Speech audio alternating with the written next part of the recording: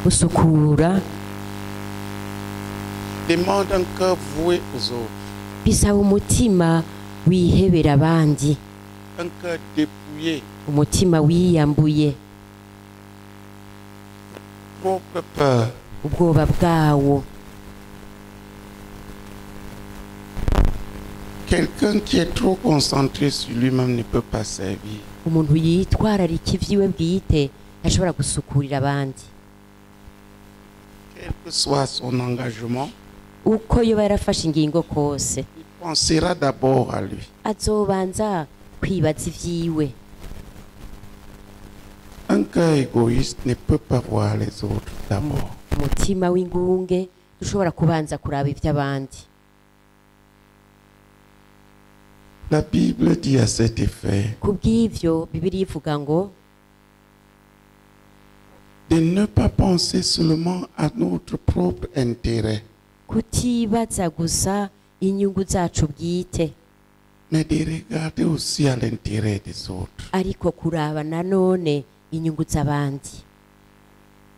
Il y a des serviteurs Haba hari umusuku où lorsqu'il y a quelqu'un qui regarde, qui voit l'intérêt, qui cherche l'intérêt des autres ou de quelqu'un d'autre gratuitement, iyo hari umuntu abona arondera inyungu z'uwundi muntu canke inyungu z'abandi bantu. il y en a qui prêchent Hari abavuga ubutumwa parce qu'ayant goûté Jésus kubera et ko ne voulant que personne n'aille en enfer, baramaze kumviriza kuri Yesu ntibifuze ko hari n'umwe yoja mu muriro udahera, aimant que tout le monde connaisse Jésus, kandi il se donne totalement. bagakunda ko bobwira ubutumwa abandi bose. Dans le service, le serviteur est d'abord quelqu'un qui ne pense pas à lui-même. Mu busuku umusuku bwa mbere na Il mbere cherche avant tout umuntu l'intérêt atarondera inyungu ziwe ariko arondera inyungu de celui qu'il doit servir. z'uwo muntu ategerezwa gusukurira.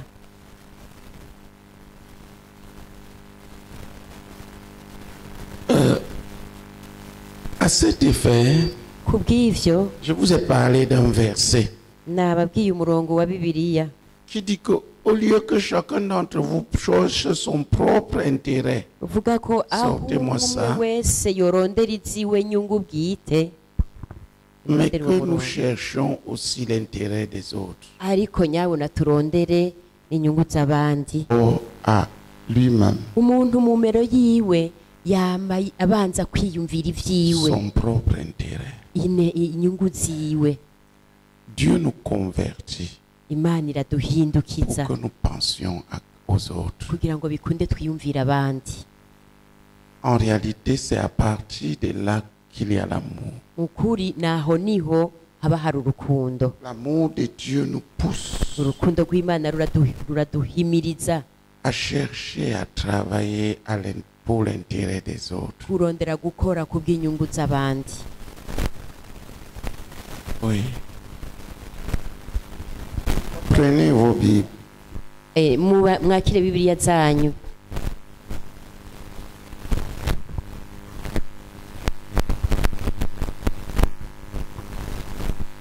Abifilipi 2:4 kandi umuntu wese ntiyumvire ivyiwe gusa ariko yiyumvire n'ivy'abandi. Amen. Que chacun de vous, au lieu de considérer ses propres intérêts, considère aussi ceux des autres. Amen.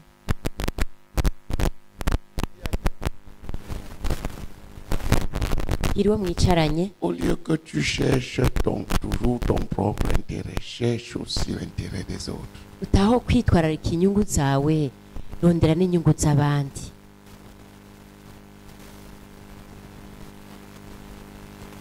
Quand tu veux parler, pense à l'intérêt de l'autre. Ushaka kuvuga Qu'est-ce que ça va lui faire? wiyumvira inyungu y'uwundi, uti mbega biza kumugira iki? Est-ce que c'est pour le bien de l'autre ou est-ce que ça va lui faire mal? Mbega ni ku bw'inyungu ziwe canke biraza kumugirira nabi? L'homme naturellement est centré sur ses propres sur son propre intérêt. Umuntu mu mero ziwe yama yitwararika inyungu ziwe gusa. Relis ça en Subira kandi Kirundi. ubisome mu Kirundi. Ouvrez vos Bibles et lisez. Ouvrez vos Bibles et lisez. kandi umuntu wese ntiyumvire iby'iwe gusa ariko yiyumvire n'iby'abandi. Amen. Dusubiremo. ntiyumvire iby'iwe gusa ariko yiyumvire n'iby'abandi. kandi umuntu wese ntiyumvire iby'iwe gusa ariko yiyumvire n'iby'abandi. Amen.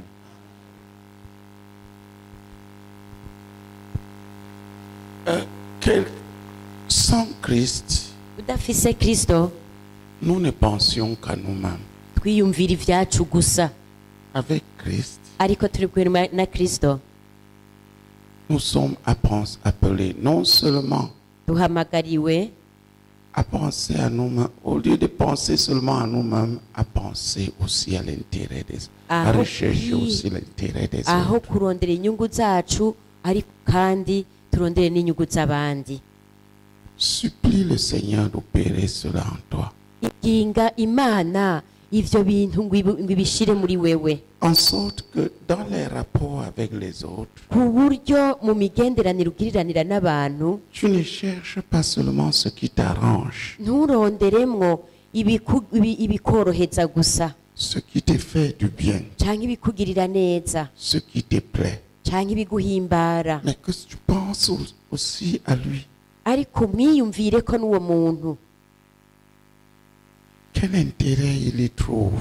mbega niyihe nyungu yokuramwo, Quel bien ça va lui faire? mbega niyihe neza vyomuzanira. Qui voit qu'il a le besoin que Dieu opère cela dans son cœur. Ninde asanze akeneye ko Imana ivyo bintu nawe yobimushiramwo, Qui voit ça? ninde abibonye. J'ai parfois, au milieu des saints, remarqué des choses Jewe choquantes. kenshi hagati na hagati mubera narihwejemwo ibintu bibabaje. Vous êtes dans une assemblée. Muri nko mw'ikoraniro L'un marche nu-pied ou est en camembert. umwe Toujours. akagenda amaguru masa canke imisi yose akama yambaye agakamba mbiri gusa, L'autre a 1, 2, 3, 4, 5 paires. uwundi nawe akaba afise imyambaro y'ibirato ibiri itatu ine gushika n'itanu, Mais il ne voit pas. ariko ntiyigera abona, Il ne voit pas. ntiyigera abona. C'est un cœur aveugle devant les besoins des autres. Umutima w'impumyi imbere y'ivyo abandi Il baba ne cherche pas bakeneye, l'intérêt de l'autre. ntarondere ineza y'abandi. Même dans la formation des disciples, No mu gutegura abigishwa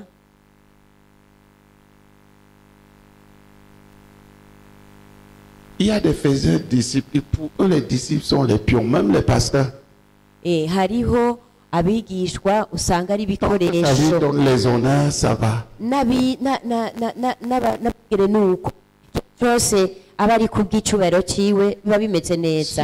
il peut présenter 1000 personnes, c'est pour sa gloire, c'est bon. Ashikirije nk'abantu 1000 ku bw'icubahiro ciwe aho n'amahoro, Mais il ne s'intéresse pas fondamentalement aux gens. ariko muri rusange atitwararitse ineza y'abantu.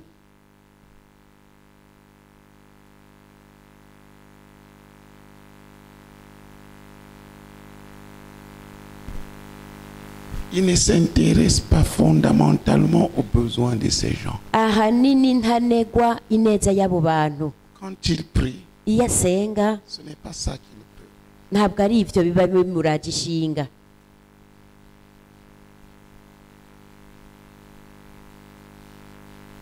Dans la gestion de ce qu'il a, Mu gutunganya ivyo afise ivyo ntibimuraze ishinga. quel est le problème? None ingorane ibiri hehe? C'est un cœur N'umutima, aveugle. umutima w'impumyi.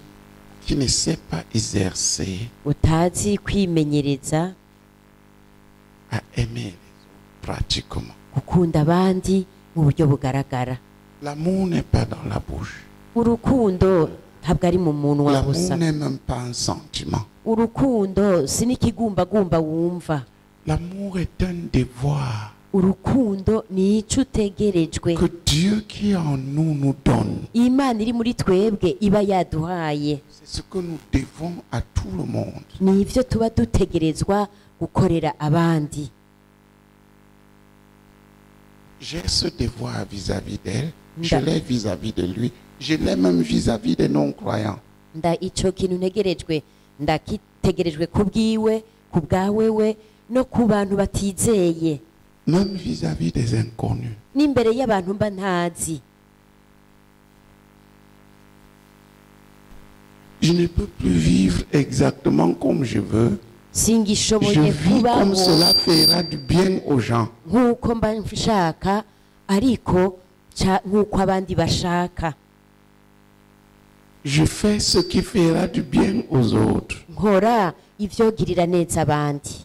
Par exemple, Nk'akarorero, depuis un certain temps, quand je la regarde, elle a un besoin. haraheze umwanya kuva ntanguye kumuraba ndabona ko ari ikintu akeneye.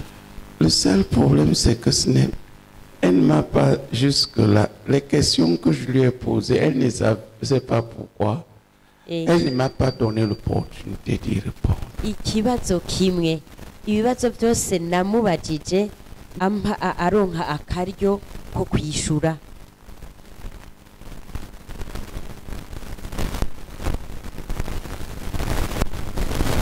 Tu te souviens qu'une fois, je t'avais dit de venir me voir. Uribuka ko ari igihe nakubwiye ntuzoze kundaba, Mais ariko urabona ko ari ico akeneye. Arafise akeneye ko umuntu yomuha umutekano, mais il faut que les ambitions qu'il y a dans sa tête soient vidées. ariko ivyo nawe ivyuzuye umutwe wiwe ivyo banza kuvanwamwo,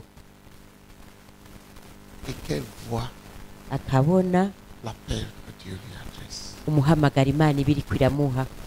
Même maintenant, quand je tourne mes yeux, je la vois. N'ubu nyene iyo C'est là. nuguriye amaso nkamuraba ndabibona.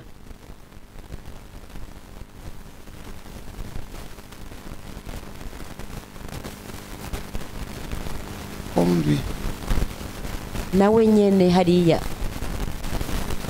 Que la personne, ibisi k'uwo muntu consciemment bwiwe ou inconsciemment, yoba abizi canke atabizi yoshiraho. il pense que ceci. Aba yibaza ati ibi ibi Je vois ça. nanje ndabibonye ko ndavuga ati ntakundi ubu rero nta karyo kahari. Il ne faut pas que j'essaie d'aider et que ça devienne une bagarre. Si vyiza ko noba ngerageza gufasha ariko J'essaie de faire du bien et ça hakavamwo tourne en... intambara, ugerageje kumugirira neza ahubwo bigahinduka bibi.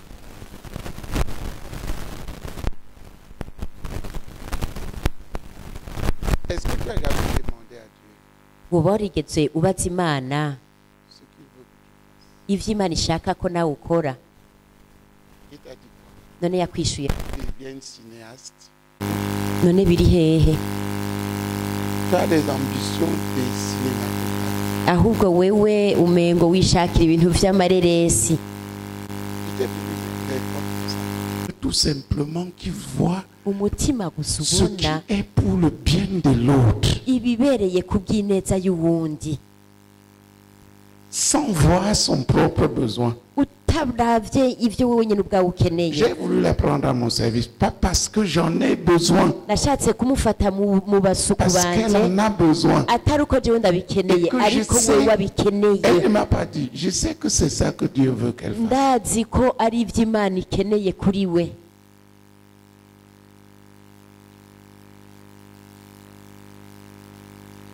S'il te plaît, Usavye demande un cœur qui cherche l'intérêt des autres. urasaba Imana igihe umutima urondera inyungu z'abandi.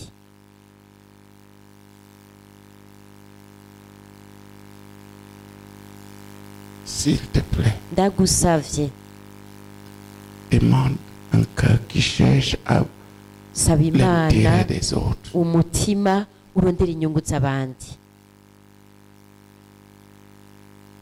Et fais pendant que tu demandes, fais pratiquement une chose. Uriko urabisaba uca ukora nawe ikintu mu buryo Le bugaragara. bien que tu peux faire, fais-le. Ineza Pratiquement. ushoboye gukora yikore kandi mu buryo bugaragara. N'attends pas d'abord Ntubanze qu'il y ait dans ton kurindira cœur brum, brum, brum, ko brum. bibanza kugurumana mu mutima wawe. Le bien qui saute à tes yeux, fais-le. Ineza ubonesha amaso yawe yikore. Fais-le bien. Gira neza. Dis à ton voisin, Gira fais-le bien. mwicaranye uti gira neza.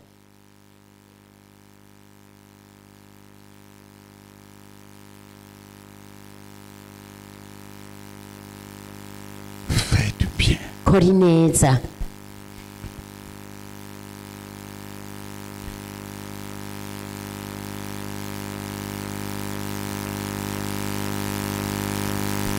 Et il y a réellement besoin, je parle par exemple d'aide, il y a réellement besoin Kandi by'ukuri ibyo bintu arabikeneye ndiko mvuga urya de mwigeme. quelqu'un que j'aurais toujours apporté Kandi mengo nariko pour faire narabimuhaye certaines petites tâches. gukora Parce utuntu qu'ils ont tellement de complications dans leur vie qu'elles ne peuvent pas assumer certaines choses. kubera abakenyezi bubatse bobo hariho ibintu bimwe bimwe badashobora gukora. Dieu l'a préparé pour un tel service. Imana rero Ça ne veut pas dire yaranteguriye qu'elle ne se mariera ikintu pas. nk'icyo. Simvuze ngo ntazokubaka oya, Quelqu'un qui entre dans la chose, ariko umuntu se yinjira mu consacre, même kintu après, s'il se marie, c'est différent.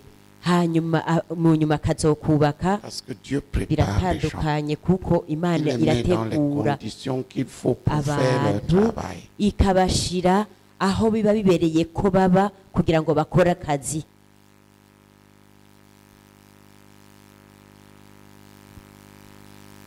Qui voit son besoin, None ninda abonye icyo akeneye, qui voit ninda bibonye que Dieu te donne un cœur de serviteur. Imana iguhezagize umutima w'umusuku, Un cœur qui voit premièrement les besoins des autres. umutima ubwa mbere na mbere ubona ibyo abandi bakeneye. Et regardez la loi de l'amour.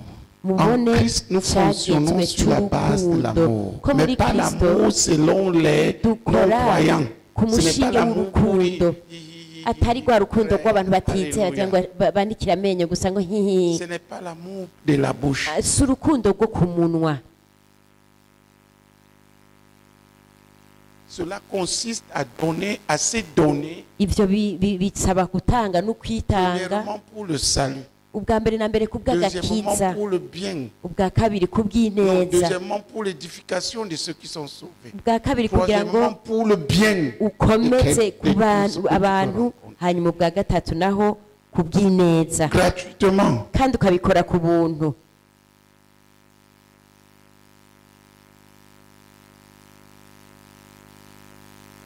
Je parlais avec Amouné, Nariko ndavugana na un de Kamerune nos jeunes pasteurs consacrés, kuri umwe mu bungere bacu, prêt à le faire, mais mva niteguye kubikora ariko mon esprit cherche. impwemu yanjye Qu'est-ce qu'il faut? iracarondera, none hakenewe iki?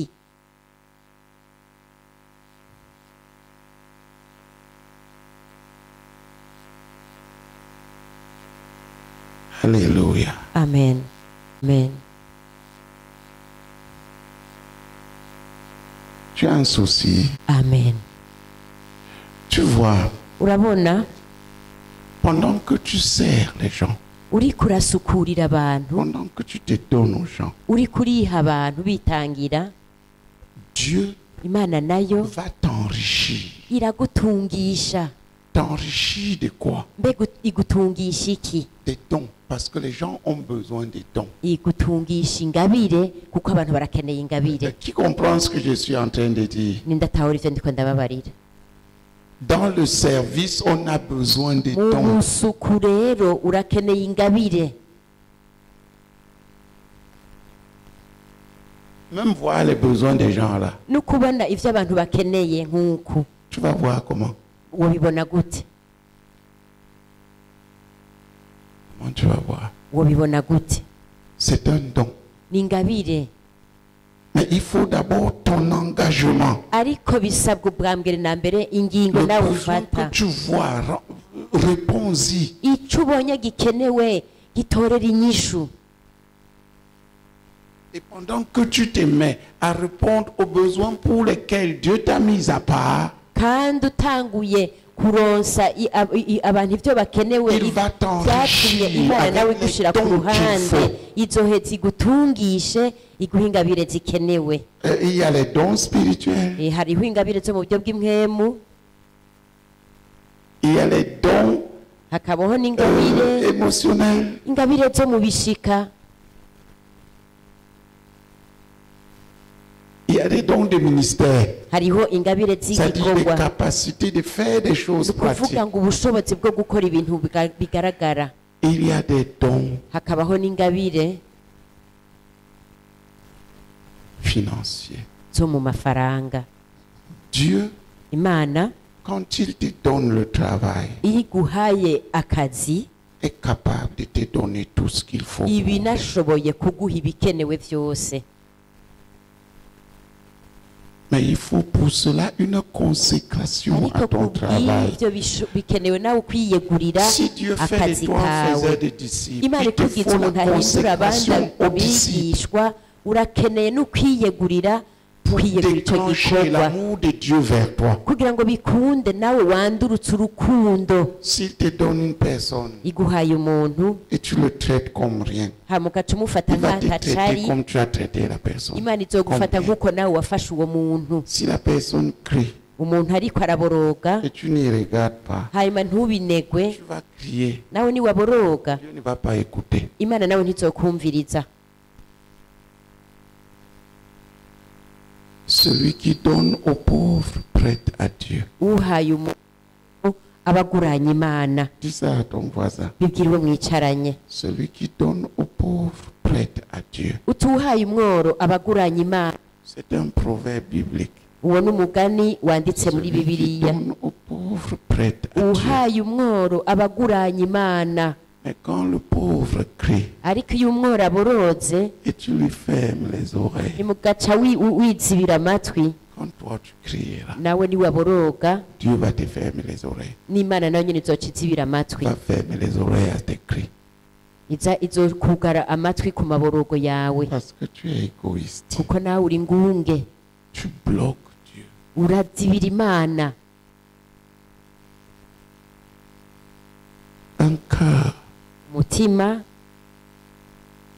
consacré aux autres wiyeguriye abandi, ou consacré à ton appel, c'est-à-dire à celui ou à ceux que tu es appelé à servir. uyo muntu canke abo bantu Dans le Seigneur. uhamagariye gusukurira mu mwami. Demande ce cœur. Urasaba Imana uwo mutima, Mais pendant ce temps, consacre-toi. ariko uwo mwanya nyene uce nawe wiyegura. Dieu t'a appelé à quoi? Imana mbega yaguhamagariye iki? Consacre-toi à cela. Iyegurire nawe ivyo, Bien des gens. ni kubw'ineza y'abantu. Dieu m'a mis au large. Il me l'a même dit. Dieu m'a mis au large. Imana yaranyaguriye. Je ne suis pas à la portée de mes ennemis. Imana yarankingiye, ntabwo Le diable peut me haïr, mais il ne peut pas m'atteindre. abansi banje banyegereye. Satani arashobora kuntera ariko ntashobora kundonka. Les démons peuvent me haïr, mais ils ne peuvent pas m'atteindre. Abadayimoni barashobora kuntera ariko ntibashobora kundonka. Les gens peuvent me haïr, mais ils ne peuvent pas m'atteindre. Abantu bashobora kunyanka ariko ntibashobora kundonka. Je fais tout pour l'intérêt des gens. Nkora byose kubw'inyungu z'abantu. Je suis comblé. Jewe ndabumbwe.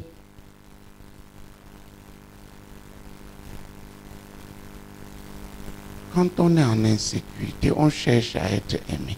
Iyo udatekanye urondera gukundwa.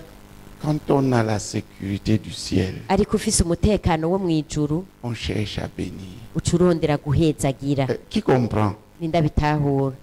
S'il te plaît, Ndagusavye, à quoi dois-tu servir? mbega wumva wewe wasukura mu biki? Consacre-toi à ça pour le bien des autres. kubw'ineza y'abandi, Et Dieu va te donner ce cœur. kandi Imana nayo izoguha uyo Tu vois mutima, les besoins, vois les ubona besoins, ivyo vois abandi les besoins, bakeneye, vois les ukabona ivyo besoins. abandi bakeneye, ukabona ibikenewe Et ce à quoi tu es appelé à servir. vy'abo bantu uhamagariwe gusukurira.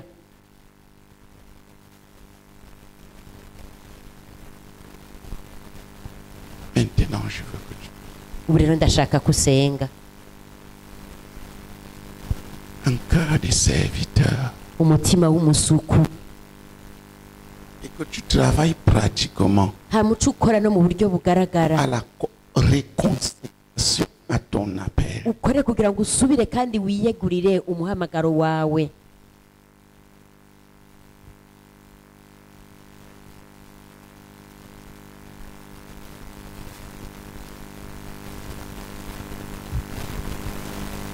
Le cœur des gens, de la plupart, se ferme au fur et à mesure au lieu de s'ouvrir davantage. Imitima y'abantu Voir les besoins des autres. ibandanya yiyugara aho kuguma yiyugururira kubona ivyo abandi bakeneye.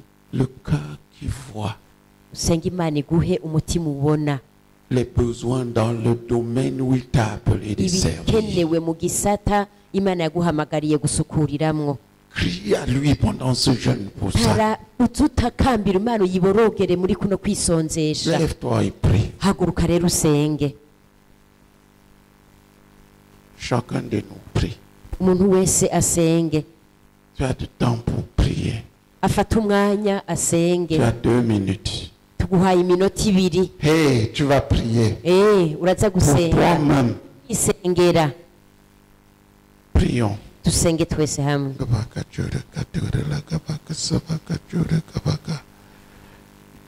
Si tu dois venir prier, viens ici et prie. Nimba ushaka kuza Quelques-uns se mettent gusenga là et là. naho imbere Prier. uze, umwe ahagarare ku ruhande undi ahagarare ku rundi, muze musenge. mwami ndagushima mwami kuri ubwo butumwa mwami bwiza mwami ndasenga data mwami utwugura amaso mwami utwugura amaso mwami umutima ubona mwami umutima ubona mwami lezo mwami satwa duhamagara mwami dada gutaka mwami nguduheza mwami umutima mwami ubona mwami lezo mwami mwami satwa duhamagaremo dada gutaka mwami pastor mwami Yesu kumpeza gize mwami umutima mwami umutima ubona mwami lezo mwami satwa mpamagaremo mwami data nuhabwa amashimwe data kwingiza banda kwingiza mami kugira ubuntu mwami unyugura umutima ubona unyugura umutima kandi mu mutima ubona mwami Yesu imbere bezo ibintu byose byankele mami mu gisata wampamagaremo data uzobukoze data hobaga jola hobaga data mu mutima umutima w'umusuku mwami umutima w'umusuku mwami umutima w'umusuku mwami ubona mwami ibintu byankele byose mami mu gisata wampamagaremo mwami uzobukoze mwami mu izina rya Yesu Kristo amen. Papa, mu izina rya Yesu Kristo ndagusabye imbabazi papa, aho nta umutima wanje papa utabaye umutima urondera ineza y'abandi papa, ndakwinginze mu izina rya Yesu Kristo papa, kuva uno munsi ngo umpindure papa, uhindure umutima wanje papa, kugira ngo uno munsi papa mbeho ndondera kumenya, ndondera kurondera ineza ya bene data, ineza papa y'abantu mu gisata wamamagariyemo papa, ndakwinginze mu izina rya Yesu papa, unkure n'umutima wo kwikunda, umutima wo kurondera ineza yiwanje papa, mu izina rya Yesu, kuva uno munsi papa ume kurondera ibyo bene data bakeneye papa, kurondera ibyo abantu bakeneye mu muhamagaro bampamagaye papa, ndakwingize mu izina rya Yesu papa, ukore igitangaza mu mutima wanje papa, ukore igitangaza mu mutima wanje papa, uno munsi umpindure papa, umuntu arondere neza ya bene data, umbonere neza y'abantu mu muhamagaro wampamagariye papa. Urakoze papa ko byumvise, ni mu izina rya Yesu Kristo ndabisabye, amen. Data mu izina rya Yesu, data turagushimiye kuri kuratwereka mwami inzira yo kuroranirwa mwami biciye mu mukozi wawe mwene data Rene Enone. Mwami Yesu Kristo, mwami ariko aratwereka mwami ukungene natwe twororanirwa biciye mu kwitwararika abandi data. Turasabye imbabazi mwami aho tutagiye dukora kugira ngo ga mwami duhezagirwe, kugira ngo mwami dushingwe neza mu muhamagaro waduhamagariye mu mwami. Mwami Yesu Kristo, mpagufata ingingo kandi ingingo idahinduka mwami Yesu Kristo yo kugukorera mwami mu kwitwararika aboro, kugira ngo ga mwami nanje bishoboke, nanje bikunde witwararika ibyanje. Mwami ndasenze kugira ngo iki gitondo cy'uyu munsi mwami Yesu Kristo umpe kubyumva no kubitahura no kubikora mu izina rya Yesu. Amen. Gloire à Dieu. Amen. Regarde, Murabe. servir. Gusukura. Il y a plusieurs opportunités de servir. Hari uturyo twinshi two gusukura. Je devrais avoir le tableau. Comme ils ont décidé de ne pas me donner ce tableau en permanence, appelez-moi le noir. Ko bamaze gufata ingingo yo guhagarika ibyo batanguye. Dieu dit, Imana ivuga ngo ne devez rien à personne, ntihagire umwenda n'umwe mugirira umuntu si ce n'est l'amour. uretse umwenda w'urukundo. Ça veut dire, Bivuga ko vous devez l'amour à tout le monde. mufitiye umwenda w'urukundo abantu bose. C'est-à-dire, Bivuga ko vous devez à chacun umuntu wese mutegerezwa de rechercher son intérêt. kurondera inyungu ziwe. Qui sont ces gens None abo bantu ni bande? à qui je dois l'amour? Abo mfitiye umwenda w'urukundo. Écoutez bien, Munyumvirize neza. bibliquement, Uko vyanditse muri Bibiliya, il y a 4 grandes dimensions dans lesquelles on peut être appelé à servir. hari Que chacun d'entre nous est appelé à ingero confronter zine comme umuntu serviteur. ateza gusukuriramwo, umuntu agaheza akabihangara nk'umusuku. Premièrement, Ubwa mbere, Dieu. Imana. Tu dois aimer Dieu, Utegerezwa gukunda Imana, c'est-à-dire servir Dieu. ni kuvuga ngo gukorera Imana. Notez, Vyandike. cet amour-là doit couler dans quel sens? None urwo rukundo rwo kwisuka mu biki? Dans quel domaine pratiquement je dois aimer? Ikihe gisata mu buryo bugaragara ntegerezwa gukunda? 1. Ubwa mbere, Tu dois pratiquement aimer Dieu. utegerezwa gukunda Imana mu buryo bugaragara. 2. Bwa kabiri, Tu dois pratiquement aimer les frères. utegerezwa gukunda bene data mu buryo bugaragara. 3. Bwa gatatu,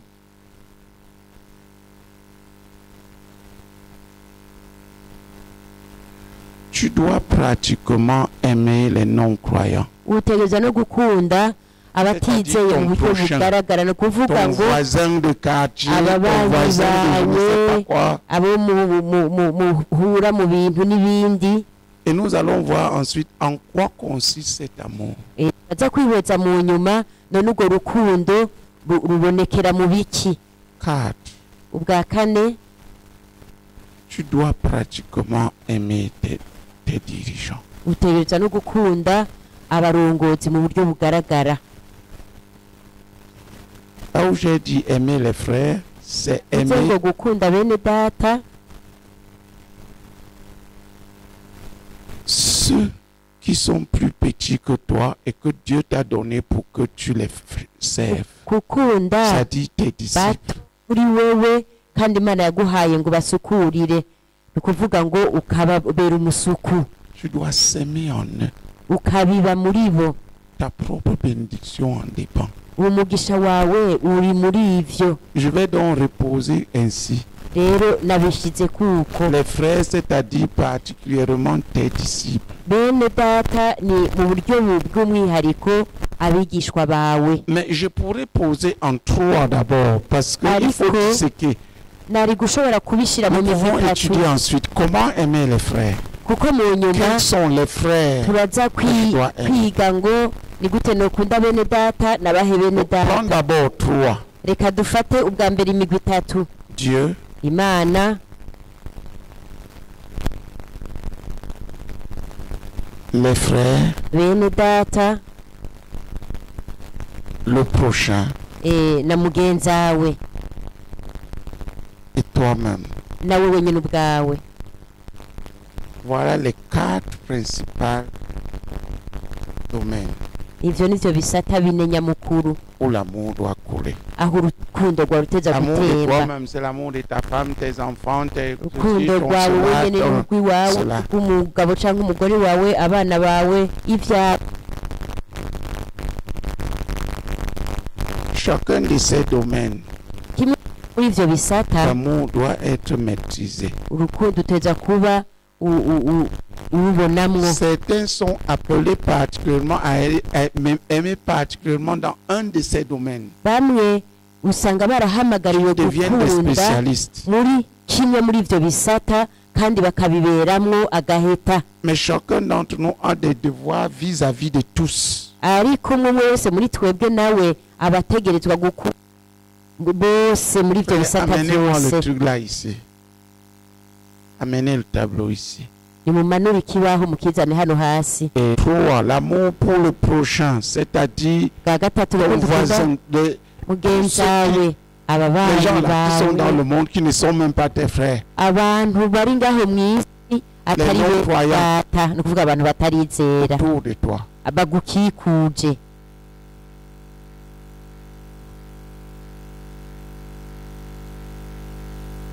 Quatre, Bwa kane l'amour pour toi-même. urukundo nawe wikunda. Quiconque obéit à cette loi Umuntu wese yiyumvira ico cagezwe va grandir en Azo. perfection, dans la perfection en Christ. zokunda abagahore muri Kristo. Le Saint-Esprit va le sanctifier et l'utiliser de plus en plus. Ni mu Imana azoca Parce que Dieu arushirizaho œuvre pour le bien des gens. no kumukoresha kuko aba ariko akorera ineza y'abantu. Amen. Amen. Maintenant, Ubu rero il faut bien comprendre birakwiye comment aimer Dieu. kubitahura neza ingene wokunda Imana. Ah, ah.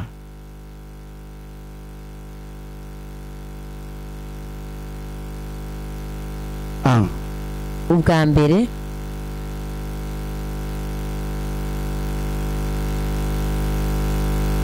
vous voyez, c'est une très vaste étude, mwabonye ko ari icigwa kinini, mais je t'exhorte d'y pénétrer. ariko ndakwinginze ngo Mwabantu. ucinjiremwo uzocukura. Un, Ubwa mbere sanctifie-toi, wiyeze parce que Dieu est saint. kuko Imana irera. Tu ne peux pas te présenter devant lui avec Ntushobora kuja imbere et y'Imana lui plaire. wanduye hanyuma ngo uyihimbare. Si tu veux l'aimer, bâtis une relation Ushaka avec lui. kuyikunda banza wubake ubucuti nayo. Sanctifie-toi. Wiyeze Tout ce que tu connais comme ne venant pas de lui, traite-le sérieusement. ibintu byose uzi utegerezwa kwiyeza ubikorane nayo, wiyeze 2 witunganye. Corinthiens 6, 17. Abikorinto ba 2:6 murongo w'indwi. J'étudie le numéro 1 là.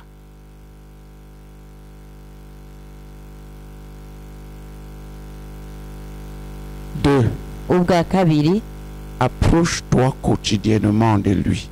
uhore uyegera umunsi ku munsi. Approchez-vous de Dieu et il s'approchera de vous. Mwegera Imana nayo izobegera.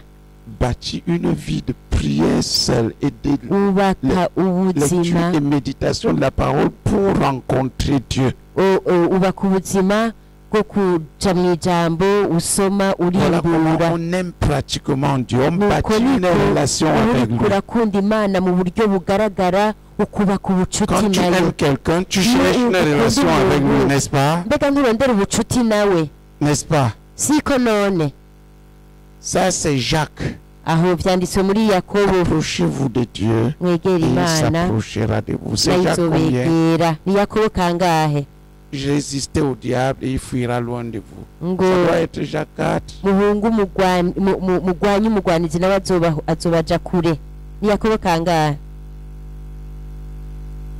Jacques 4. Approchez-vous de Dieu. mwegera imana Il s'approchera de vous. nayo izobegera Dis à ton voisin, frère, approche-toi de Dieu. gira mwicaranye kimwe data egera Et imana lui, il va s'approcher de toi. nayo izoca Et ikwegera vous deviendrez des amis. maze muhinduka abagenzi Je dis, si tu veux aimer ntabwo pratiquement nimba Dieu, ushaka gukunda mu buryo bugaragara ne reste imana pas juste en l'air en train de dire ntukuve Alléluia, mu Amen. kirere wivugira ngo haleluya amen N'aime pas ntuzuyikunde parole mu seulement. majambo Je te gusa donne les choses pratiques andiko ndaguha ibintu que tu dois bigaragara cultiver. utegerezwa Qui veut- kufise ninde ashaka Qui veut aimer Dieu, ninde ashaka gukunda bâtir imana une relation profonde avec lui. maze akubaka ubucuti Comme un bukomeye enfant pour son père. nka kurya umwana Lève la main. acudika na se nakiriza ukuboko Bien, je te donne ce qu'il faut. rero ndaguhaye ibikenewe Ce que tu dois cultiver quotidiennement. ibyo utegerezwa kubaka buri Dieu munsi deviendra de plus en plus proche, imana nayo ikarushiriza personnel. ikarushiriza kuba hafi yawe 3. bwa gatatu Obéis à Dieu. wumvire imana Obéis à ce que tu sais que Dieu veut que tu fasses. wumvire ibyo byose imana yifuza ko ukora Obéis wumvire envers et contre tout. icyo Obéis. vyogutwara cose Si tu tombes, lève-toi, recommence. uguye haguruka Réponds-toi, usubire utangure recommence. gushasha wihane usubire kandi Arrête utangure pas. gushasha Voilà comment. nuko niko bimeze Qui a compris comment il doit ninde atahuye aimer, c'est bâtir une relation. gukunda ni ukubaka Intime. ubucuti kandi ubucuti bukomeye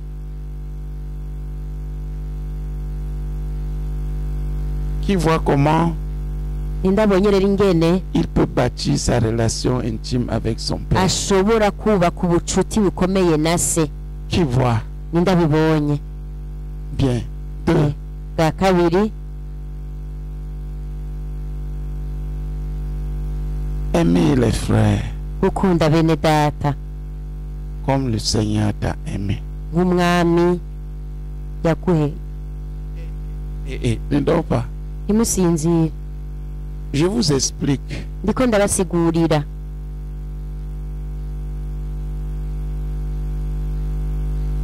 Premièrement, il te faut être prêt à tout pardonner. bwa mbere urakwiye kuba witeguriye guharira byose na bose Et à supporter.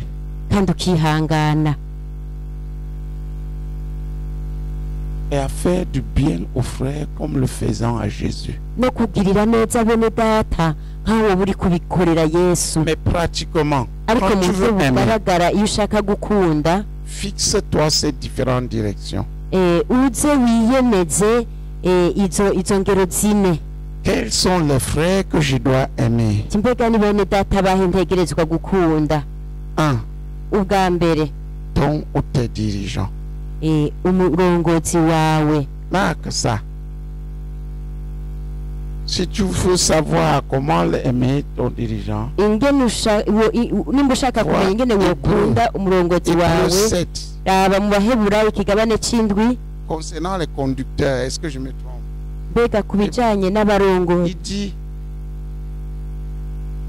honorez vos conducteurs. Hébreux 11. baheburayo Vous écrivez ces versets devant. abaheburayo ikigabane ca 11 Je dis, aimez les frères.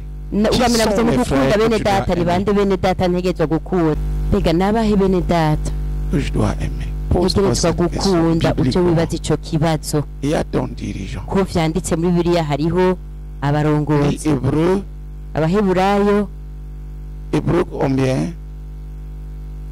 11, 18. 11 umurongo wa 18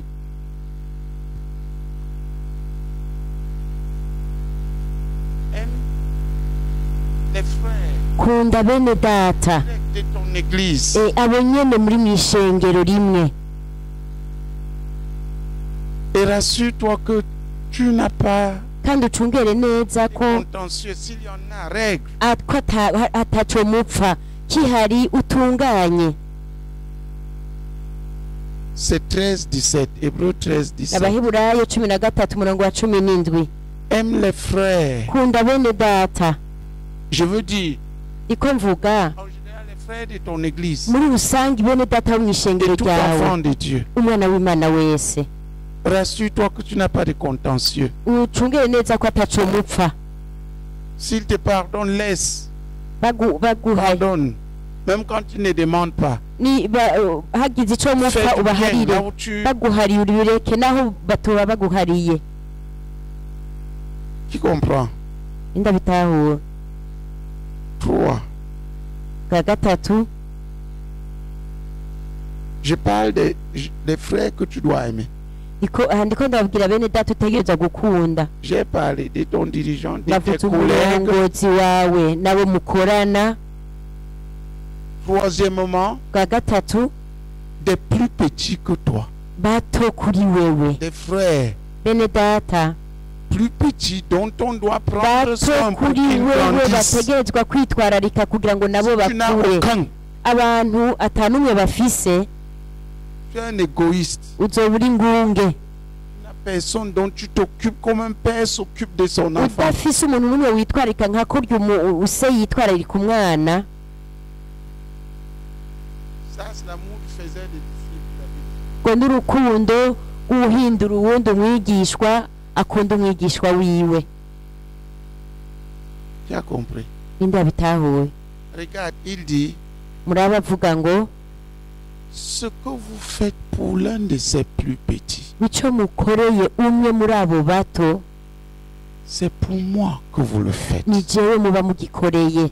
Frère, vous vous imaginez? Bene data muribaza ivyo bintu. Si je prends Fidesz, Nkamwe mfashe Fidesi parce qu'elle est plus petite que moi dans le kuko Seigneur, ni muto kuri jewe mu et mwami, je l'aide à grandir, nkamufasha ngo je akure, l'aide à être bien. nkamufasha kuba Tout ce que neza. je fais pour elle, Ibyo c'est pour ndamukorera Jésus. byose ni Yesu mba Qui ndabikoreye. imagine ça? Ninde yibaza ico kintu? Vous comprenez ça? Muriko murabitahura? Ce que vous faites pour l'un de ces plus Ibyo petits, mukorera parce qu'il est umwe à muri moi. abo bato Parce kubera que ari tu sais que uwanje, c'est un enfant de kubera uzi ko ari umwana w'Imana, ukaba ushaka kumuduza, ukaba ushaka kumwubaka, ubikoreye Kristo. C'est ça la gloire de la formation des disciples. Nubwo nibwo bwiza bwo guhindura abandi abigishwa.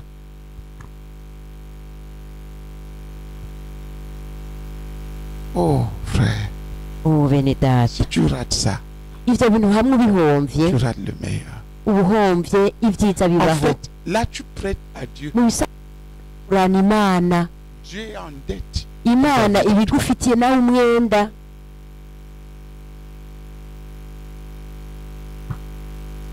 Pour chacun d'entre vous, là, Kubw'umwe umwe wese muri mwebwe, tous les péripéties que j'ai traversées avec vous, ibintu byose twagiye turacanamwo ni kubwa Yesu nabikoze. Wumve, ça fait je ne suis pas comme bituma n'importe qui. ko nanjye mba ntameze nk'uwo ari we C'est wese. toi, moi. Ni ukuvuga ngo nanjye aba afitiye imyenda kubera abana iwe. Vous vous souvenez quand je vous ai rencontré tous Muri iki là, gihe twahura c'était des jeunes petits garçons. twari udusore duto cyane, Il était un jeune petit garçon qui twari se udusore cherche, duto tukiriko turishakisha, qui se débrouille, twigwanako, travaille un peu, gakora étudie, se débrouille, akigwanako, mais réfléchissant beaucoup ariko biyumvira cyane avant de parler ou d'agir. imbere yo kuvuga cyangwa imbere yo gukora. Frère, Bene data, c'est une gloire d'être un faiseur de disciples. n'ubwiza kuba nawe witwa uhindura abandi Et si tu abigishwa, ne l'es pas, ariko nimba utari we c'est une perte fondamentale. ni ubuhombe bwa bundi butavugwa, Parce que tout ce que tu fais, kuko ibyo ukora byose ubikoreye parce qu'il mwene est plus data petit que toi, kubera ari tu veux muto l'élever. kuri we ukaba ushaka kumukuza, C'est pour Jésus. ubikoreye Yesu.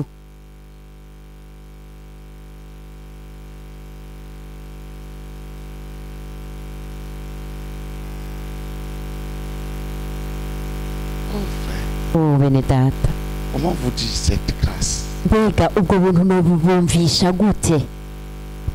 Il y a les frères que tu vas aimer dans tous les frères de l'église. bene data mw'ishengero bose uzobakunda, Pardonne. hatari ubucuti bwiza uharire, N'accuse personne. ntiwagiritse umuntu n'umwe, ntugirire nabi umuntu n'umwe, ntihagire ikintu na kimwe wokora jobangamira mwene data. Mukingire ngomba utwikire n'amakosa yiwe, Parce qu'ils ne sont pas tes enfants. kuko si abana bawe. Pour dire que tu vas les corriger. tuvuge ngo hakubakosora ninda bitahura. Mais prends un de ces petits ariko fata umwe muri abo bato qui est encore fragile dans le Seigneur. atarakomera mu mwami, Porte ses fardeaux en vue qu'il ikorora devienne comme imitwaro toi. yiwe kugira ngo abe C'est nkawe une mu dette mwami, que tu donnes à Jésus lui-même. kuko ni deni Yesu aba agufitiye. C'est pour Jésus lui-même que tu fais ça. Ni Yesu buri kurabikorera. Tu as compris? Ninda bitahuye. J'ai dit, quel frère dois-tu aimer? Navuze nti nabahe bene data wokunda. J'ai donné le verset. Donnez Nabahaye wa le murongo. verset. Tout ce que vous faites Ivyo pour l'un mukora de ces byose petits, mukorera umwe muri abo bato, est kugira à moi. neza C'est pour moi que vous le faites. neza ni jewe ubikoreye. C'est quel verset? Rondera iyo murongo Les dirigeants, muri abarongozi même des pasteurs. n'abungere barimwo.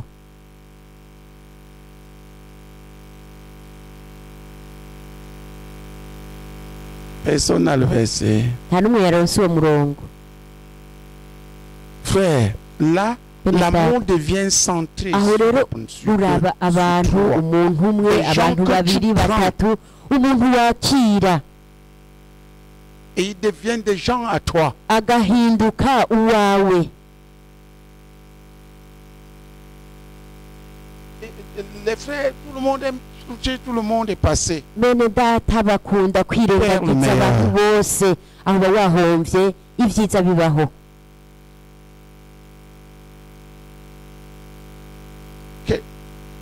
Oui. Matthieu 25, 40. Matayo 25:40. Dis à ton voisin, frère, Iro mwicaranye tumene apprends data à aimer. uti niwige gukunda Pratiquement, mu buryo bugaragara, pas en parole. atari mu majambo. Tu vas l'enseigner à faire ce que tu as appris à faire. Zoheza umwigishe gukora nawe ivyo bakwigishije Tu gukora. seras avec lui dans les problèmes qu'il a. Muzoba muri kumwe no mu Tu vas bibazo le azoba conseiller. afise, Tu vas umuhanure l'aider pour qu'il devienne grand dans le Seigneur. kugira ngo nawe akure mu mwami. Ça, c'est de l'amour pratique. Ubwo n'urukundo rugaragara. Maintenant, Ubu naho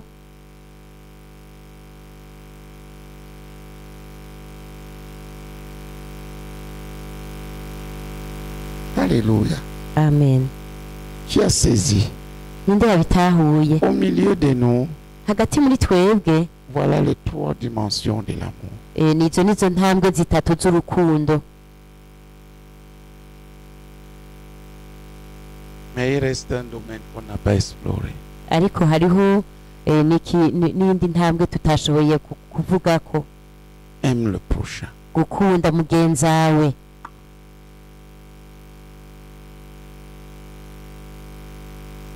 J'ai dit d'abord, Banje kuvuga aime ton dirigeant. ni ukunda umurongozi wawe. J'ai donné le verset. Nabahaye umurongo. S'il te plaît, examine-toi vis-à-vis de ces choses et change d'attitude. Là où il faut. Wisuzume imbere y'ivyo bintu, Toutes ces hanyuma choses wikosora aho véhiculent bikenewe. la faveur de Ibintu Dieu. byose biba biriko bitwara ubushobozi bw'Imana, ukwemerwa n'Imana. Quand je dis aime tes dirigeants, Iyo mvuze nikunda abarongozi bawe, c'est qu'il y a nuko hari ton faiseur de disciples, ukugira umwigishwa, celui qui est chargé de t'enseigner, ujejwe kukwigisha, ton prophète, c'est-à-dire celui qui umuvugishwa donne la wawe. direction Ni spirituelle ukuvuga ngo que tu suis. utanga uburongozi bw'impwemu nawe ugakurikira. Qui comprend? ninde ariko arabitahura Oh, les frères, bene data si tu rates ça, hamwe wohomba bino bintu tu ne t'épanouiras pas beaucoup dans le Seigneur. tuzoheza ngo wirinde rwose mu mwami.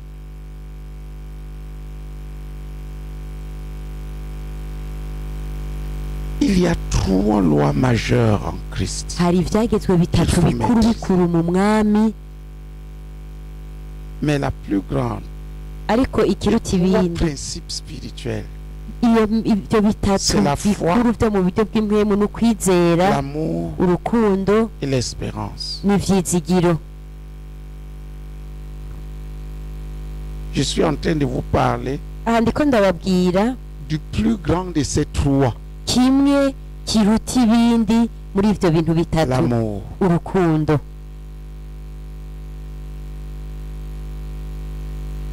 Si tu manques d'amour, tu seras un infime spirituel. utagira urukundo uzoba ubura Et ikimuga tu mu auras buryo fermé la porte bw'impwemu, à la plupart kandi des uzoba choses wugariye inziro ibintu vyinshi voulait faire. imana yashaka gukora.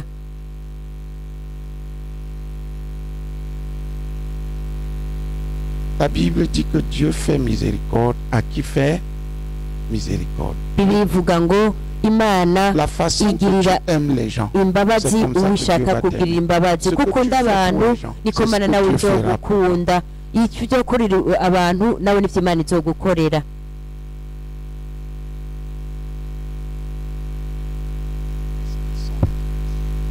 mbega mubona ibi bintu muri ko muravyitwararika?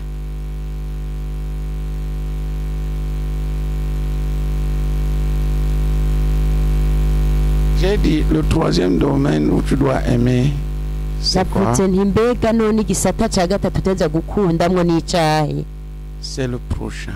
ni ugukunda mugenzawe, C'est-à-dire les non-croyants. ni ukuvuga abantu batizeye. Un. ubwa mbere Tu leur dois de leur apporter l'évangile du salut. ubafitiye umwenda wo kubabwira Tous ceux qui sont ubutumwa autour de bwiza toi, bw'agakiza. ne pas abantu le bose faire bari est un hafi crime yawe, contre eux. Ne pas le faire est un crime. utabikoze n'ubwicanyi. Tu dois l'évangile à tous ceux qui sont autour de toi. ubafitiye Tous ceux umwenda wo que tu kubabwira rencontres. ubutumwa bwiza abantu bose bakwegereye. Ça, c'est la première manifestation de l'amour.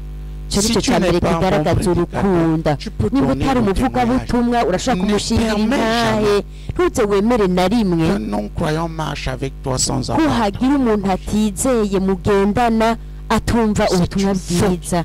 iryo ni ikosa ryo mu butumwa ryo mu mpwemu kandi rikomeye. Tu as honte de Christ. nuvuga ko uterwa isoni na Il yesu, aura honte de toi. nawe uzomutera isoni.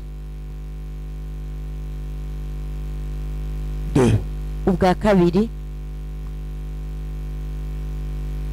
Est nécessiteux. abantu abakene, abafise ivyo bahajije.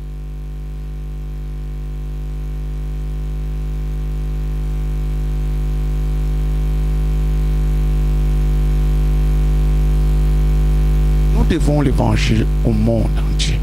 dufitiye umwenda ubutumwa bwiza À tes isi voisins, nzima, ababanyi aux gens de ta bawe, ville, avec nous, tuba aux turi gens de la nation, igihugu aux nations.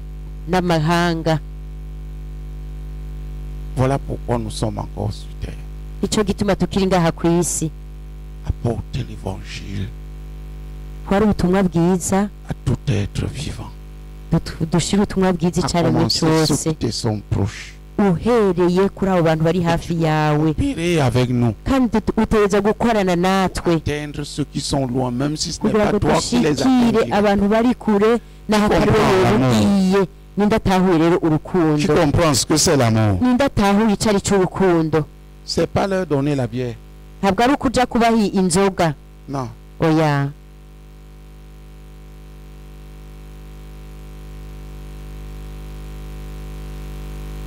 Deux. bwa kabiri L'amour pour les nécessiteux. urukundo rw'abantu batishoboye.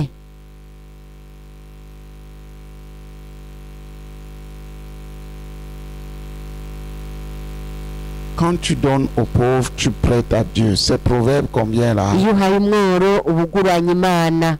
Ni mu migani kangahe?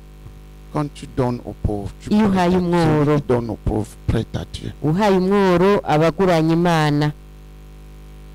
Sois sensible à ceux qui sont dans le besoin. Umuntu afise umutima woroshe ku bantu. Écrivez.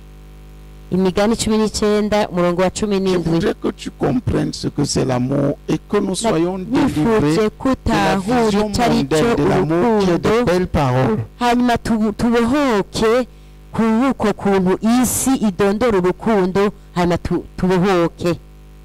3. Bwa gatatu,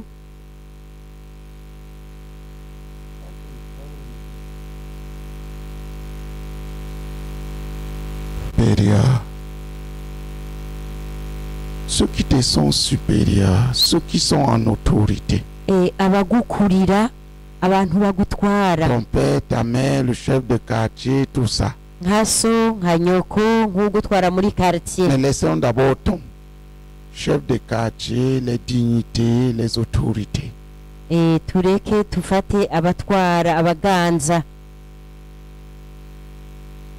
La Bible dit, Bibiliya ivuga ngo donnez les honneurs muhe icyubahiro à celui à qui vous devez les honneurs. abo mubaha.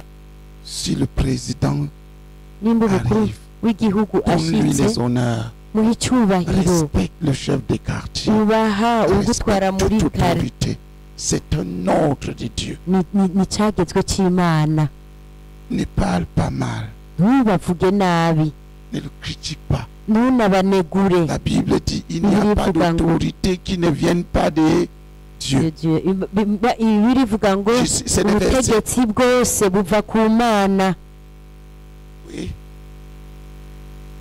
2 Corinthiens 16. Il n'y a pas d'autorité qui ne vienne pas de Dieu. Nta butegetsi Bible butava dit- ku Mana, kandi Bibiliya ivuga ngo De donner les honneurs à qui tu dois les ngo honneurs. muhe icyubahiro abo mutegereza guha icyubahiro. Si le président vient ici, Haje nk'umukuru w'igihugu ngaha, ne l'accueillez pas sur une chaise, ntimumwakirire mu comme ntebe la chaise de tout le monde. n'intebe mwicarikwamwo abandi bose, Parce que vous dites que nous sommes pareils uvuga ngo devant Dieu. C'est turangana. Dieu qui commande, Ni Imana yabitegetse qu'on l'honore. ngo bamuhe icyubahiro. Qui comprend? Ninda bitahuye. Romains 13, Mu Baroma 13. si tu lèves ta tête, tu mérites qu'elle soit coupée. Udugije umutwe wawe byokubera Et byiza si ko la coupe, bawuca, ne dis pas que c'est contre Dieu. kandi bawuciye ntuvuge ngo bagwanije Imana.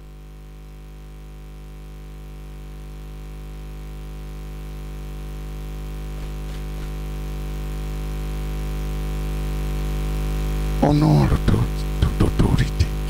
Uha icyubahiro uganza S'il wese. te plaît, prends le temps, étudie tout ça et Ndagusabye corrige ufate ton attitude. umwanya wige kuri iyi mirongo yose, Corrige-toi. haba ukosore inyifato yawe, wikosore na wewe, Deviens quelqu'un qui aime pratiquement. uhinduke umuntu afise urukundo mu buryo bugaragara. Qui voit comment aimer Ninda abonye ingene rero selon Dieu. ingene bakunda nk'uko Imana ibivuga Bien. neza.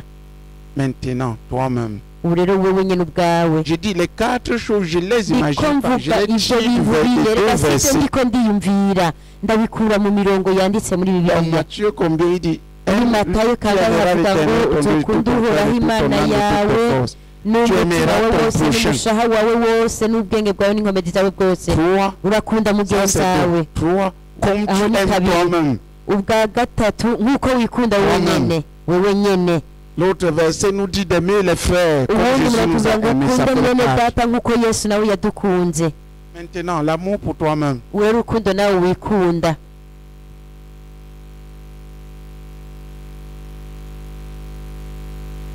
Ton père, ta mère, tes frères, tes sœurs. Iso, nyoko, bene wanyu, Ils n'ont pas besoin d'être des croyants pour que tu les aimes. n'abatizeye nabo nyene Tu as un devoir vis-à-vis de chacun d'entre eux. umwe umwe wese uramufitiye icyo uteza kumukunda. Tes enfants, Abana bawe, toi-même, nawe wenyine ubwawe Tu dois prendre soin de toi utegereza kwifata neza pour que tu sois comme il faut pour mieux servir le kugira ngo Seigneur. ube uko utegerezwa kuba umeze kugira bikunde ukore neza ukorera Mais imana cet amour-là est le dernier. kandi urwo rukundo nirwo rwa nyuma Ne le mets pas en premier. Nous Ntuze- avons cité ntuze comme ça urushyire selon imbere. l'ordre que tu as placé. twabivutse mu rutonde bitondetsemwo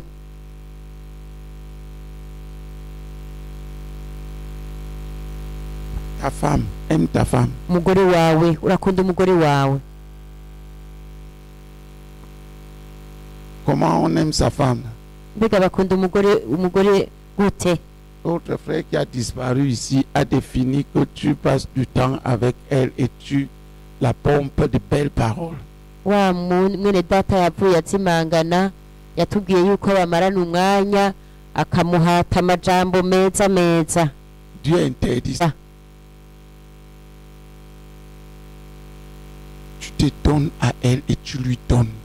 uramwitangira hanyuma ukamuha Tu lui appartiens. uruwiwe Tout ce que tu fais, c'est pour elle. ivyo ukora vyose ni kubwiwe Même si elle ne le comprend pas. naho iyo batabitahura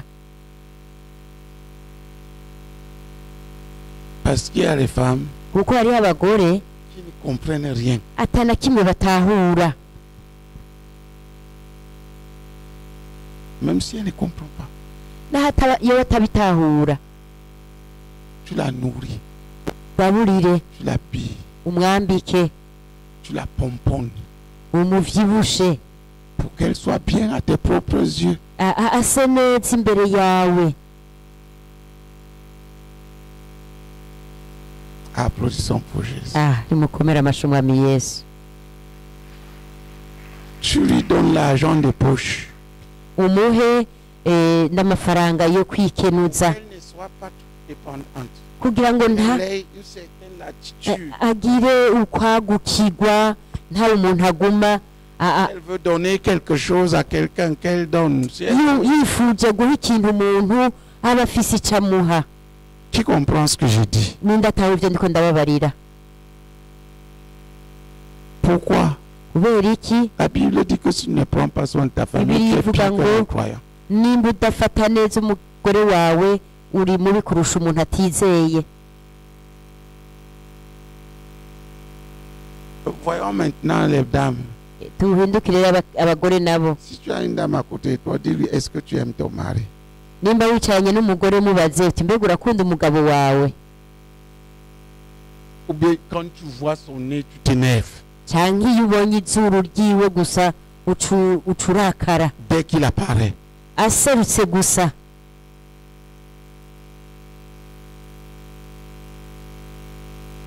Tu es devenu comme une épine. wahindutse nk'ihwa Dès que tu vois son nez, ubonye izuru ryiwe tu es en gusa colère. ucuraka ugaca usutura umunwa Et tu commences les querelles ugaca utangura gutongana qui s'arrêtent seulement quand tu t'endors. ukaruhuka gusa ari uko ufashwe n'itiro Et il n'y a pas de repos. aho ni aheza akaruhuka Écoutez-moi, écoutez-moi. reka gusinzira Querelle. ugatongana ugatongana ugatongana ugatongana kararagiza Jusqu'à ce que gushika naho tu t'endors. usinzira En sorte que le monsieur est obligé de jeûner et prier pour que tu dormes toute la vie. ku buryo uwo mugabo bimusaba gusenga no kwisonzesha kugira ngo usinzire ijoro ryose Afin que ces tympans ne se percent pas.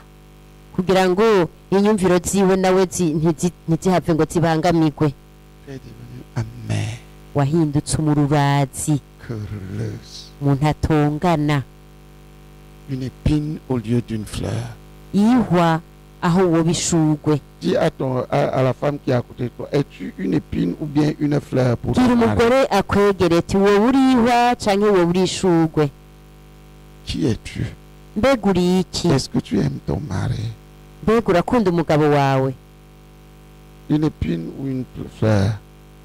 On demande ihwa toutes aho les femmes là, demandez. ihwa aho kubishugwe Qui es-tu pour ton mari? baza abagore bose babegereye mbega urakunda umugabo wawe.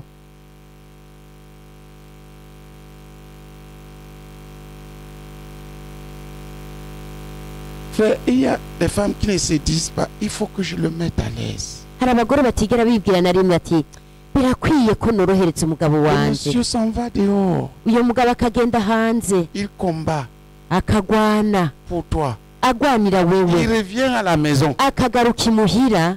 Tu as déjà, tu n'as pas préparé seulement un autre combat, tu as préparé la guerre. erega agasanga ntiwateguye ingwano gusa ahubwo wateguye urugamba. Dehors, il mène le combat pour toi. hanze akagwana kugwanirira, Quand il rentre, il livre la guerre. yinjiye muhira naho akagwana urundi rugamba. Tu veux le tuer. ushaka kumwica? Demande à ta voisine là. baza umugore mwicaranye Demandez au nom de Jésus. mubabaze Est-ce que mu tu izina veux rya tuer ton Yesu. mari avant Tuve le gushaka kwica umugabo wawe imbere Et tu ne y'igihe sais pas que tu es en train de le tuer. kandi ntuzi kuri kuramwica.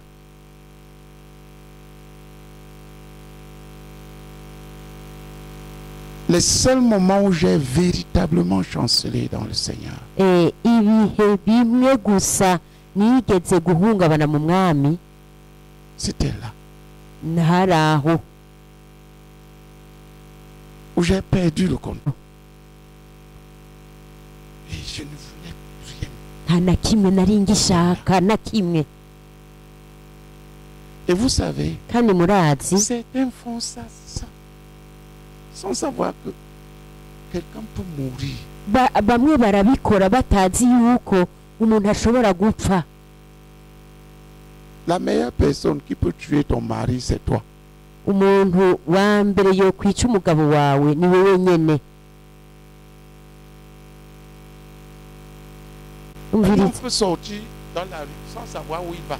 umugabo arashobora kuja mw'ibarabara atazi iyo ariko araja, D'avance, même devant le véhicule, sans le akagenda savoir. akashaka no kwisuka mu modoka. Ça m'est arrivé. byarashikiye. kubera iki? Parce que tu ne l'aimes pas. kuko utamukunda. Tu ne l'aimes pas. ntumukunda mu buryo bugaragara. dondora re mu buryo bugaragara icyo wokora, si ibishika canke ibigumbagumba canke amajambo. Il y a des choses qui m'ont touché. hari ibintu vyankozeko. narabonye ireresi Le monsieur, les enfants. yari amareresi y'abana b'Imana. Le monsieur était sous pression. uwo mugabo yari asugerejwe cane, Il se battait. akita ku rutare Et rien ne ku marchait. kazi, hanyuma ntihagire na kimwe kivamwo. C'était un entraîneur d'une équipe. yari umuntu asanzwe amenyereza umugwi. Il faisait tout. Et tout échouait. yakora ibishoboka byose kandi byose nabyo ntibigende neza. Et un match dans lequel il avait mis beaucoup d'espoir, ils avaient perdu. hanyuma urukino yashyizemo ivyizigiro baratsindwa, Tout s'écroulait. byose biramuhombana. Tu sais, urazi un soir, il est resté seul. tumwe umunsi umwe ku mugoroba asigara ari wenyine muri stade, bose batashe. aricara mu kibuga c'umupira afise ivyiyumviro vyirabura. bene data umugore we yaciyaza. ico yakoze yicaye iruhande y'umugabo wiwe, Ne disant rien. nta na kimwe yamuganiriza.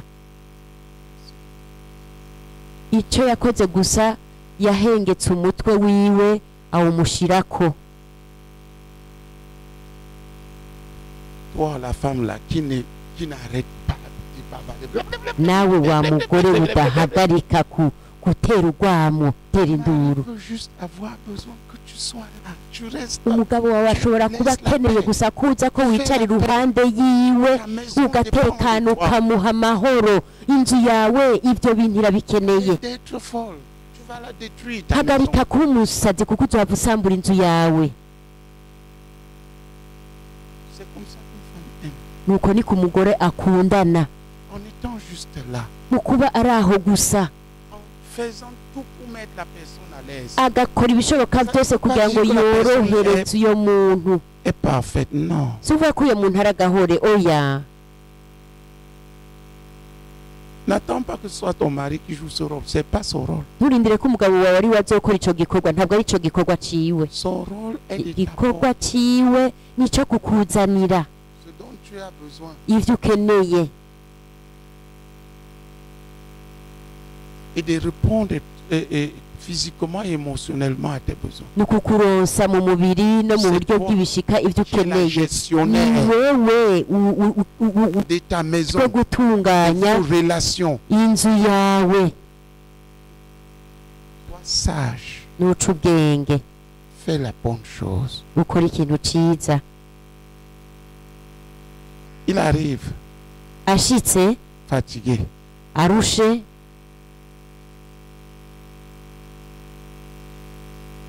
Il n'aime pas les bijoumbo. adakunda ibijumbu Et tu prépares juste de bijoumbo là parce que tu nawe veux ugaca ahubwo uteka lui dire qu'il n'a pas laissé ibijumbu assez d'argent. kugira ngo ibe nk'imvugo yo kumubwira ngo hera abantu ntibasize amafaranga Et il akwiye arrive. ashitse Tu ne dis même pas bienvenue. nta nubwo umuha karibu Il entre comme un inconnu. akinjira nk'umuntu atazwi muri iyo nzu Tu es une femme ou tu es un monstre. uri umugore cyangwa uri igihume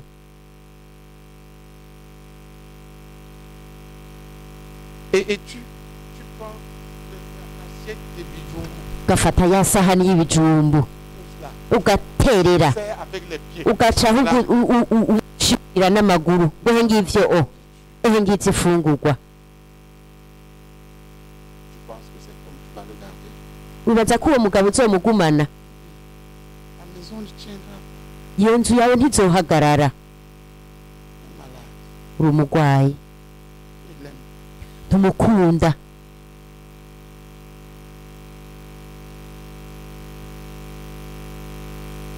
Toutes les femmes là qui servent leur mari avec les pieds. abo bagore bose mu kugaburira abagabo babo babishibuza amaguru isahani bakayishibuza amaguru ngo he ngizo ntihane Balance un pareil. cyangwa ugafata isahani ugashibura ugaca wigira C'est la bonne qui est devenue la servante de ton mari. canke ugasanga umukozi wo mu nzu niwe asigaye ari we yitware ku Elle va mugabo prendre ton mari. nuko niko azova gutwara n'umugabo Dis à ta voisine, si c'est ta iriwe femme umugore mwicaranye qui est uti devenue la servante uti de nimba ton mari, umuyaya wawe ari we asigaye agaburira elle umugabo va te wawe le prendre. yitegure vuba azomugutwara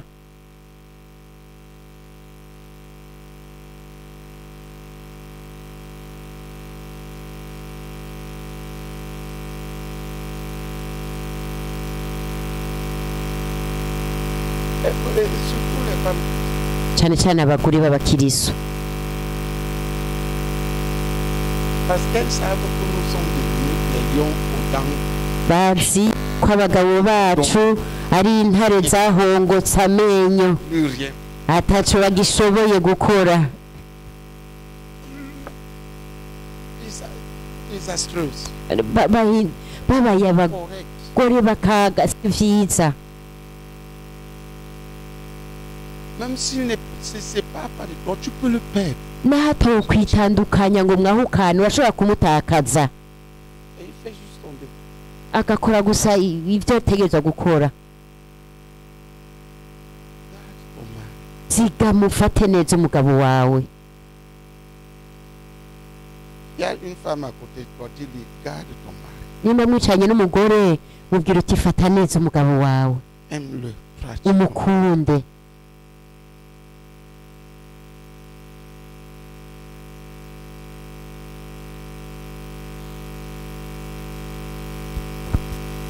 Tu as compris ce que c'est aimer. ninde yatahuye rero ico ari ico gukunda Tu as commencé à comprendre. ninde yatanguye kubitahura Alors lève-toi et prie. rero nuca uhaguruka usenge Levons-nous et prions. ukama dusenge Et je dois avoir dépassé un peu le temps. Mais c'était bon. Et prie. Lève-toi et prie. Tu n'as haguruka rien dusenge reçu. Tout ce qu'on a dit là. usengera icyo waronse muri Ce que tu as byose reçu, saisis-le dans la icyo prière. waronse cugicakirira mu masengesho Prions ensemble. dusenge twese hamwe